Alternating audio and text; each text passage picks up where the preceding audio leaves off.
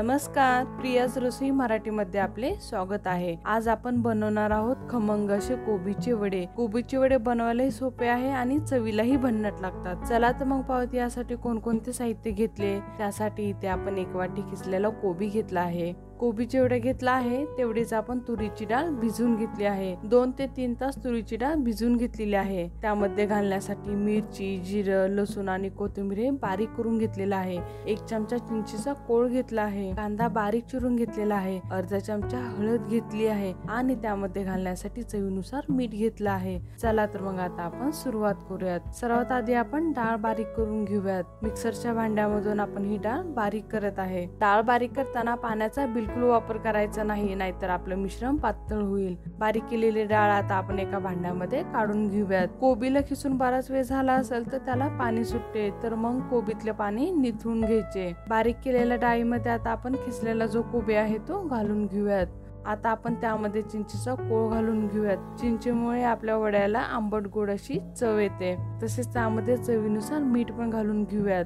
घेतलेली हळद पण आता आपण त्यामध्ये घालून घेऊयात। तसेच त्यामध्ये बारीक चिरलेला कांदा पण घालायचा। आपण जे मिरची, जिरं, लसूण आणि कोथिंबीर यांचे वाटण बारीक केलं होतं ते पण आता त्यामध्ये घालून घेऊयात। हे सगळं चांगलं मिक्स करायचं। लहान मुलांसाठी जर बनवत असाल तर मिरचीऐवजी लाल तिखटाचाही वापर केला तर चालतो। मिश्रण आपलं थोडंसं ओलसर आहे। आता आपण त्यामध्ये 2 चमचे ब्रेड क्रम्सचा वापर करणार आहे। हे सर्व चांगलं मिक्स करून झालेलं आहे। ब्रेड क्रम्समुळे आपलं अतिरिक्त जे पाणी आहे ते शोषलं जाईल। ब्रेड क्रम्स ऐवजी तुम्ही तांदळाच्या पिठाचा किंवा मग मैद्याचा वापर केला तरीही चालेल। आपलं वड्याचं पीठ तयार करून झालेलं आहे। आता आपण वडे तयार करायला घेऊयात। लिंबाच्या आकार एवढा गोळा करून आता आपण त्या वड्यांना शेप देऊन घ्यायचा। आपल्याला आवडेल त्या शेप आणि साईज मध्ये हे वडे बनवायचे।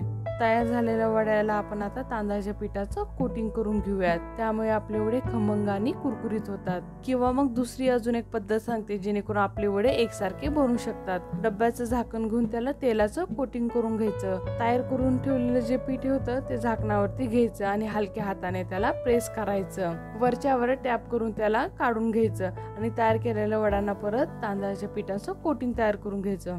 आपले सर्व वडे बनून तयार झालेले आहेत। आता आपण ते फ्राय करून घेऊयात। कढईमध्ये तेल गरम झालेलं आहे। आता आपण वडे फ्राय करून घेऊयात। इथे आपण वडे डीप फ्राय करून घेणार आहोत। तुम्ही शॅलो फ्राय करून घेतले तरीही चालतात। मीडियम टू लो गॅसवरती आपण हे वडे फ्राय करून घेणार आहोत। मध्ये मध्ये वडे हलवत राहायचं। दोन्ही बाजूने आपल्याला ते चांगले भाजून घ्यायचे आहेत। चांगले लालसर सोनेरी कलर येईपर्यंत वडे आपल्याला तळायचे आहेत।